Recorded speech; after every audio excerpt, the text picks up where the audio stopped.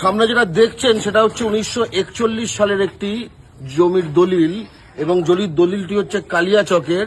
কালিয়াচক মানে হচ্ছে মালদায়, মানে হচ্ছে পশ্চিমবঙ্গে। এবং এখানে আপনি যেরকম দেখতে পাবেন, এবং এটি যাদের ফ্যামিলির, মানে যার ঠাকুরদার তাকে রাজস্থান থেকে পুলিশ পিক আপ করে বিএসএফ এ হ্যান্ডওভার করে বাংলাদেশি বলে বাংলাদেশে ঠেলে ঢুকিয়ে দিয়েছে। হ্যাঁ, 1941 থেকে এখানে আপনি এই পঞ্চম জর্জের আপনি সিল দেখতে পাবেন, মানে ছবি দেখতে পাবেন, স্ট্যাম্প পেপার।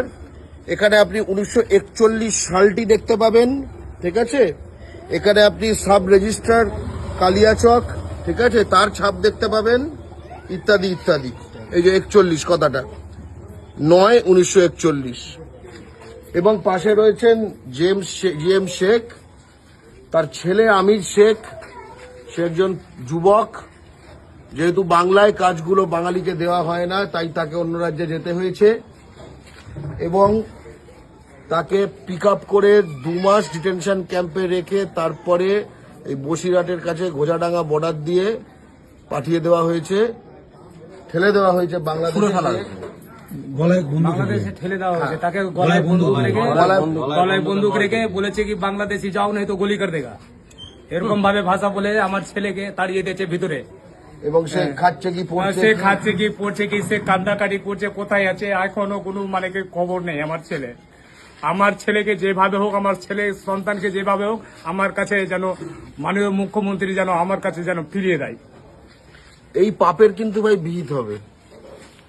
এই পাপের শুধু একটা পরিবারের সাথে নয়, আজকে পশ্চিমবঙ্গের, ঠিক আছে, হাজার হাজার বাঙালি পরিবারের সাথে এই জিনিসটি ঘটানো হচ্ছে। এটা জাতি বিদ্বেষ। এটাই নাৎসিরা ইহুদিদের সাথে করেছিল, এটাই আজকে এই হিন্দি সাম্রাজ্যবাদীরা পশ্চিমবঙ্গের বাঙালির সাথে করছে, ঠিক আছে। এর কিন্তু হিসাব হবে। আমরা বাংলা পক্ষের তরফ থেকে যেখানে যতটা সম্ভব আমরা লড়ব, এবং হ্যাবিয়াস কর্পাস যদি করতে হয় সেটা বিভিন্ন নোডাল এজেন্সির সঙ্গে যোগাযোগ, সেটা বাংলাদেশের সঙ্গে তো আমাদের কোনো যোগাযোগ করতে, সেটা আমাদের ভারতের ফরেন মিনিস্ট্রিকেই করতে হবে। এই হচ্ছে যে টিভিতে যা দেখছেন তার বাস্তবতা। এই কাগজ আপনি তো পাঠিয়েছিলেন না?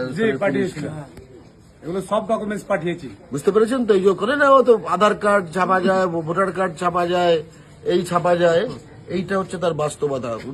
সে সবই এই যে এগুলোকে ফেক নিজেরা যদি বিশ্বাস করতে থাকেন না, আপনি ভারতে ফেক হয়ে যাবেন, আপনি ভারতে ভুয়া হয়ে যাবেন যদি আপনি এই প্রচারটা বিশ্বাস করতে থাকেন।